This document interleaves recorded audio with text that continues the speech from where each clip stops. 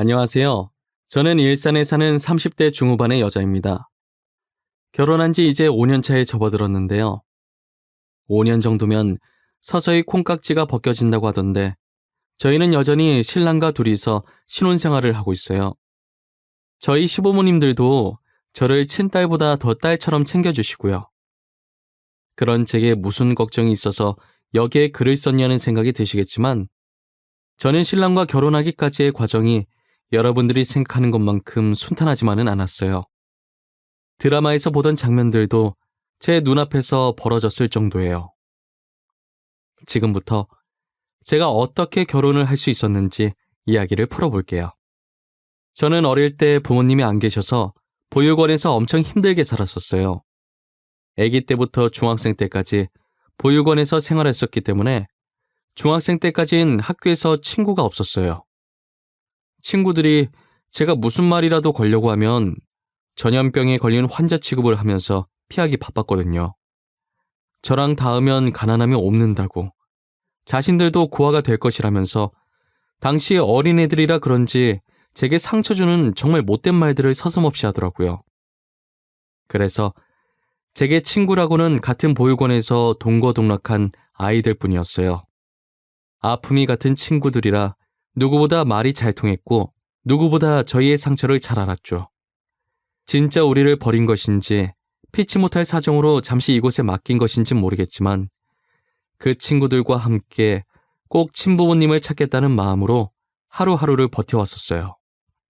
보육원에서는 다시 친부모님을 만나는 친구들도 있었고 입양을 해서 새로운 부모님을 만나는 친구들도 있었어요.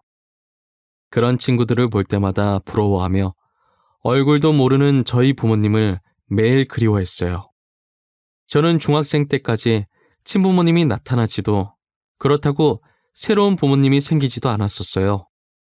그래서 이번 생에는 부모님을 만나는 것을 포기하고 있는 상태였어요. 그러다 저희 보육원에 한 주도 빼먹지 않으시고 봉사활동을 오시던 한 아주머니가 계셨어요. 아주머니는 혼자 모래를 나뭇가지로 쑤시고 있는 제게 다가와서 말을 걸었었죠. 아가, 여기서 혼자 뭐해? 친구들은 저기서 공 차고 있는데 같이 놀지 그래. 혼자서 이러고 있으면 안 심심해? 아줌마가 놀아줄까? 매주 저희한테 빵 주시는 아줌마 맞죠? 오늘도 빵 맛있게 잘 먹었습니다. 아줌마, 저는 혼자 이렇게 노는 게 편해요. 그리고 중학생은 저밖에 없어서 애들이 아무도 안 끼워줘요. 왜 안 끼워줄까? 제일 언니라서 다가가기 무서운가 보다. 그래도 혼자 놀면 쓸쓸하잖아. 아줌마가 옆에 있어줄게. 제게 말을 걸어주시는 아주머니는 정말 착하시고 친절하셨어요. 제가 실내로 들어갈 때까지 제 옆에서 계속 말 걸어주고 같이 있어주시더라고요. 아주머니는 저와 함께 있으면서 제게 무언가 끌리는 느낌이 들었다고 해요. 그래서 그날 저를 입양하기로 마음먹었다더라고요. 저희 어머니는 임신이 되지 않는 몸이라서 아버지와 단 둘이서만 살았었어요. 계속 둘이서 살려고 했는데 이대로 늙으면 둘 다 외로울 것 같다고 느꼈고 그렇게 생각한 순간 저를 발견한 게 운명이라고 느끼셨는지 바로 입양을 했다더라고요. 저도 학교 친구들한테 따돌림을 당하면서 의기소침해지고 낯도 가리게 되었는데 이럴 운명이었던 것인지 아주머니와 처음 말하는 건데도 이상하게 말이 술술 잘 나왔었어요. 저랑 같이 보육원에서 지냈던 또래 친구들과 아직 연락하는 사이였는데 그 친구들은 저보다 훨씬 먼저 입양 갔었어요. 친구들의 이야기를 들어보면 정말 가난한 집의 양부모님들이 자신들의 식모로 부려먹으려고 입양을 한 것 같다고 하더라고요. 그래서 저의 입양 소식을 축하하면서도 한편으로는 걱정을 많이 하더라고요. 며칠 잘해주다가 한순간에 돌변하니까 늘 경계를 늦추지 말고 뭐든 의심하라고 하면서 말이에요. 다행히도 저는 친구들과 다르게 나름 부유한 집안에 입양을 간 편이었더라고요. 처음 엄마 손을 잡고 집에 도착했는데 부유하다고 해서 드라마에 나오는 것처럼 궁궐 같은 2층 집 이런 건 아니었고 꽤나 큰 아파트였어요. 정말 집안에 들어서자마자 거실이 운동장만 하다면서 입이 떡하고 벌어졌었어요. 엄마는 그런 저를 보고 귀여우셨는지 제 입안에 손가락을 집어넣고 웃으시더라고요. 저는 친구들에 비해 양부모님들의 사랑을 듬뿍 받고 자랐어요. 솔직히 처음엔 저도 친구들처럼 식모로 살게 되면 어떡하나 싶은 마음에 선뜻 부모님께 마음을 못 열고 어려워했었어요. 하지만 부모님은 그런 제게 빨리 마음을 열라고 재촉하지 않으시고 제가 편해질 때까지 옆에서 조용히 지켜봐 주시면서 기다려 주시더라고요. 그 덕분에 저도 부모님에 대한 경계를 풀기 시작했고 호칭도 어느 순간부터 자연스럽게 엄마 아빠로 바뀌어 있었어요. 부모님들은 제가 보육원 출신이라는 이유로 친구가 없다는 것을 아셨어요. 항상 학교에 갔다 오면 풀이 죽어 있어서 엄마께서 학교에 전화를 하셨다더라고요. 처음엔 어린애들이 벌써 그런 행동을 한다는 게 너무 놀랐고 제가 얼마나 상처받았을지 가늠이 안 가서 안쓰러웠다고 하시더라고요. 그래서 고등학생 때는 저 때문에 아예 다른 지역으로 넘어가서 새롭게 시작할 수 있게 해주셨어요. 그만큼 양부모님들은 친부모 못지않게 제게 하나하나 세심하게 챙겨주셨어요. 혹시나 자신들의 말 한마디가 상처가 될까 무언가 말할 때도 엄청 생각을 많이 하셨죠. 저는 제 눈치 보기 바쁘신 부모님들에게 늘 고맙고 죄송했어요. 노력하는 부모님들을 봐서라도 더 열심히 살아야겠다는 생각을 했어요. 저는 고등학교를 입학하고 난생 처음으로 친구라는 것을 알게 되었어요. 새로 사귄 친구들과 함께하는 모든 순간들이 처음인지라 엄청 들떠 있었어요. 친구들은 사소한 것에도 신기해하고 들떠있는 저를 보며 이런 것도 안 해봤냐고 그동안 뭐하고 놀았냐고 물어보더라고요. 어릴 때 몸이 좋지 않아서 밖에 잘 나오지 않았다고 본의 아니게 거짓말을 하게 됐죠. 저는 그렇게 현재 친구들과도 잘 지냈고 여전히 보육원 아이들과도 연락하면서 지냈어요. 그리고 보육원에 있을 때부터 공부만이 살 길이라는 생각을 늘 하고 있었어서 낮에 친구들과 실컷 놀고 집에 돌아오면 피곤해도 공부는 꼭 빼놓지 않고 했었어요. 그런 저의 노력이 통했는지 제가 그토록 가고 싶어 했던 의대를 갈 수 있게 되었습니다. 부모님도 제 의대 합격 소식에 저보다 더 기뻐하셨고요. 하지만 제가 인턴 생활을 하다 보니 현실은 드라마랑 너무 달랐어요. 저는 너무 힘들어서 그만둘까 생각한 적도 엄청 많았지만 그럴 때마다 저를 잡아준 사람이 있었어요. 그 사람은 바로 지금 제 남편인데요. 남편은 삼수 끝에 의대에 합격한 거라 저보다 나이가 많았어요. 아무래도 나이가 많다 보니 든든해서 다른 동기들보다 의지가 많이 됐었어요. 저처럼 힘들어서 중간에 그만두고 병원을 떠난 동기들도 많았는데 저희는 서로에게 의지를 하면서 끝까지 버텨서 결국은 둘 다 의사가 될 수 있었죠. 의사가 되고 2년 후 남편이 제게 결혼하자고 프로포즈를 하더라고요. 연애도 꽤나 오래 했고 둘 다 결혼 정년기이기도 하니 저도 남편과 결혼이 하고 싶었어요. 하지만 저는 남편에게 아직 말하지 못한 게 있었는데 그건 바로 제가 보육원 출신이라는 거예요.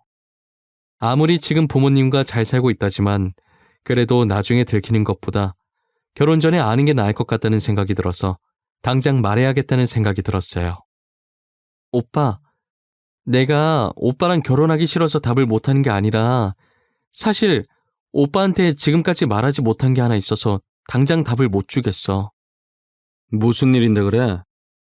너 표정 보니까 되게 심각한 얘기인 것 같은데. 나는 뭐든 괜찮아. 너가 범죄자만 아니면 돼. 범죄자는 아니고 사실 내가 보육원 출신이야. 부모 없는 고아. 지금 부모님은 보육원에서 나를 입양해 주신 양부모님이셔. 그게 뭐 어쨌는데. 우리가 결혼하는 거랑 너가 보육원 출신인 거랑 무슨 상관인데. 나는 그냥 너랑 계속 같이 있고 싶으니까 떨어지기 싫으니까 결혼하려는 거야.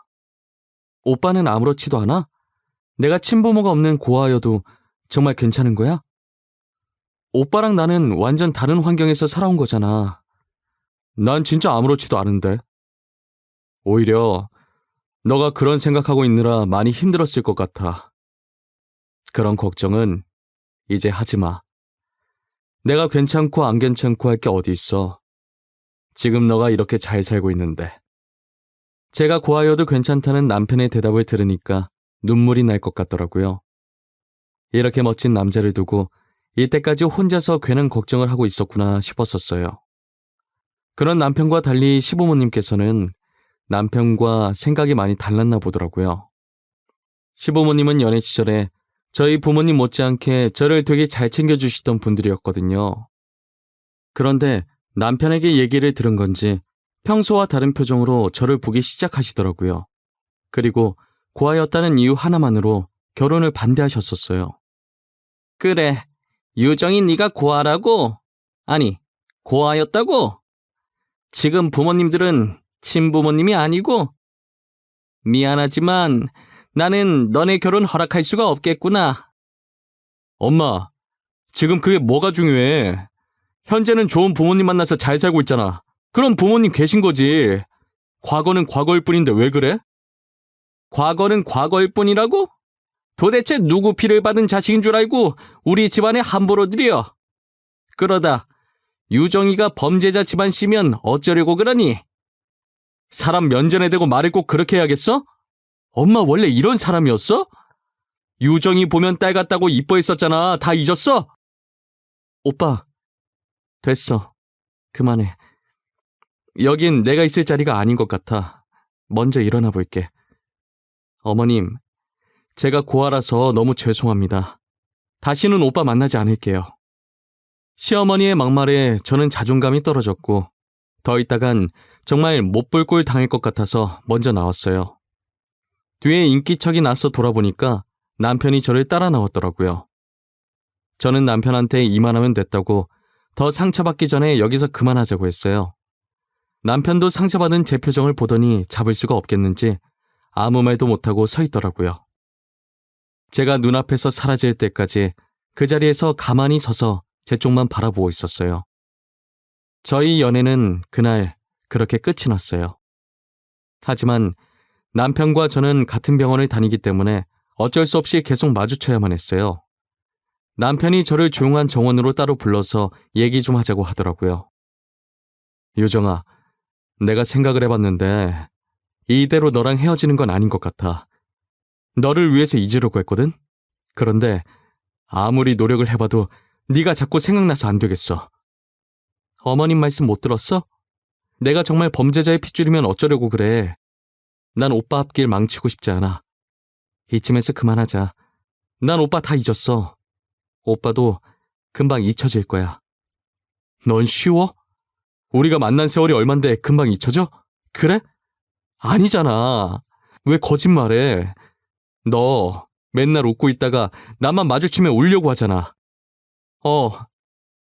못 잊었어. 그런데 어머님이 저렇게 반대하잖아. 나보고 어떡하란 말이야? 내가 오빠를 어떻게 잊어? 조금만 힘들어도 오빠부터 생각나는데. 그러니까 다시 시작하자. 우리 부모님은 내가 잘 설득해볼게. 결혼 문제는 나중에 다시 얘기해. 남편과 힘든 시기를 같이 이겨내서 그런지 힘들 때마다 남편이 생각나서 잊혀지지가 않더라고요. 솔직히 남편이 다시 만나자고 하는데 시부모님은 뒷전이고 너무 좋았어요. 저는 남편 말대로 일단 사귀고 시부모님은 천천히 설득해보기로 했죠. 그런데 결혼 얘기로 남편과 시부모님의 마찰이 계속됐는지 시부모님이 병원까지 찾아오셨더라고요. 저는 동료들과 막 밥을 먹고 들어가는 길이었는데 로비 쪽에서 시부모님이 보이길래 당황했어요. 시부모님도 저를 발견하시곤 소리를 지르면서 제게 죽일 듯 달려들더라고요. 유정이 너, 내 말이 말 같지가 않아? 우리 진혁이랑 헤어지겠다며. 내 앞에서만 헤어지는 척하고 뒤에서 이렇게 호박 씨를까? 어머님, 머리 좀 놓고 말씀하세요. 그리고 사람들 다 보는데 부끄럽지도 않으세요? 지금 남의 직장까지 찾아와서 이게 뭐 하는 짓이에요? 그래. 나 무서운 건 모르고 사람들 쳐다보니까 부끄러운 건 아나 보지? 너 오늘 잘 걸렸어. 이 병원에서 계속 일하고 싶으면 당장 우리 진혁이랑 헤어져. 임자 있는 남자를 뺏은 것도 아니고 그렇다고 진영 오빠 두고 제가 바람을 핀 것도 아닌데 도대체 왜 이렇게까지 하시는 거예요? 싸움 소리에 주변에 있던 사람들이 웅성거리면서 저희를 둘러싸고 있었어요. 둘러싸인 사람들 사이에 저희 엄마가 비집고 나오시더라고요. 머리채 잡혀있는 저를 보고 당황해 하시면서 뭐 하는 짓이냐고 소리치셨어요. 어머, 지금 남의 귀한 딸 머리 잡고 뭐 하시는 거예요? 사람들 다 보는데 어디서 이런 교양 없는 행동을. 당신이 뭔데 참견이야, 어? 너 미숙이 아니니? 네가 여기 왜 있는 거야? 딸이라니 혹시 양엄마라는 사람이 너였어? 이진양? 내가 유정이 엄마인데 내가 유정이 엄마라는 사실을 확인하는 것보다 사람들 다 보는 앞에서 너가 왜 우리 딸 머리채 잡고 이러고 있는지 먼저 설명해줘야 하는 거 아니니? 어머니의 개입으로 시어머니와 제 싸움은 끝이 났고 구경하던 사람들도 뿔뿔이 흩어졌어요. 시어머니는 어머니의 눈치를 보면서 그간 있었던 일들을 이야기하기 시작했어요. 제가 옆에서 쳐다보고 있었기 때문에 자신이 했던 발언들도 빠짐없이 말했죠. 시어머니께서 입을 열 때마다 저희 엄마의 표정이 삽시간으로 경악했다가 점점 굳어갔어요. 제가 엄마 걱정하실까봐 그동안 말을 안 해서 그런 수모를 받고 있는지 몰랐거든요. 알고 보니 저희 엄마와 시어머니는 초등학생 때부터 친했던 고향 친구셨어요. 시어머니께서는 원래 지금처럼 부유한 집안이 아니셨대요. 과거엔 정말 못 살았는데 항상 저희 엄마께서 시어머니를 챙겨주셨다고 하시더라고요. 재밌는 게 생기거나 맛있는 게 생기면 꼭 시어머니를 불러서 같이 하고 같이 먹고 하셨대요. 시어머니께서는 가난이 상처였고 지금은 남편 잘 만나서 부유한 삶을 살고 있는데 다시는 가난한 삶으로 돌아가고 싶지 않으셨대요. 그래서 자격지심에 며느리를 좋은 집안 사람으로 드리고 싶어서 제게 그랬다고 하시고요. 시어머니께서는 고향 친구가 양엄마인 줄 몰랐다고 정말 미안하다고 사과하시더라고요. 괜히 내 자격지심 때문에 너한테 상처를 주었구나. 정말 미안하다 유정아. 너가 내 고향 친구 양딸인 줄은 정말 몰랐어. 진짜 미안해. 진양아, 내가 유정이를 배 아파 낳은 아이는 아니지만 마음으로 낳은 아이야. 친딸이나 다름없으니까 앞으로 양엄마 양딸이라는 표현은 하지 않았으면 좋겠어. 어머님, 저는 이해해요. 가난해보지 않았으면 절대 그 심정 이해 못할 거예요. 저라도 다시 가난해지고 싶지 않았을 것 같아요. 그러니까 제가 악착같이 의사가 된 거죠. 미숙이한테도 너한테도 정말 미안하구나. 그러면 안 되는 거였는데. 유정이 너가 그래도 나를 이해해준다니 고맙구나. 시어머니께서는 제게 몇 번이나 고개 숙여 사과를 하시고 저희 엄마도 딸이 그런 수모를 받고 있는지 몰랐다며 되려 제게 미안하다고 사과하시더라고요. 저는 엄마 덕분에 시어머니와 풀고 어렵게 남편과 결혼할 수 있었어요. 시어머니께서는 늘 제게 미안해하시면서 시누이보다 더 저를 친딸처럼 잘 챙겨주세요. 저도 과거는 과거일 뿐이라고 지금 이렇게 잘 챙겨주시니 감사하다고 예전 일은 잊으시라고 말했어요. 지금은 시어머니께 엄마라고 부르면서 장난도 칠 정도로 사이가 아주 좋아요. 얼마나 사이가 좋으면 남편이 시어머니를 질투할 정도예요. 시어머니 입에 딸기를 넣어주면 남편도 제 옆에 붙어서 자기도 딸기 달라고 입을 벌리고 있습니다. 그럼 저는 남편에게 딸기를 주는 척하면서 손가락을 넣어버리고 나죠. 시아버지도 시어머니 못지않게 저를 잘 챙겨주세요. 뭐 하나라도 좋은 게 있으면 저한테 주려고 난리십니다. 고생 끝에 낙이 온다는 말이 이럴 때 쓰이는 말인가 봐요. 남편과의 결혼 과정이 순탄하진 않았지만 결국은 이렇게 행복하잖아요. 저를 이렇게 행복하게 만들어주신 건 다 저희 부모님 덕분이라고 생각해요. 저는 평생 부모님께 감사한 마음을 가지고 지금까지 저를 지켜주신 만큼 저도 부모님 옆에 꼭 붙어서 보답하며 지켜주려고 합니다. 저의 이야기는 여기까지입니다. 제 사연을 들어주신 모든 분들은 꼭 행복하시길 바랄게요. 감사합니다.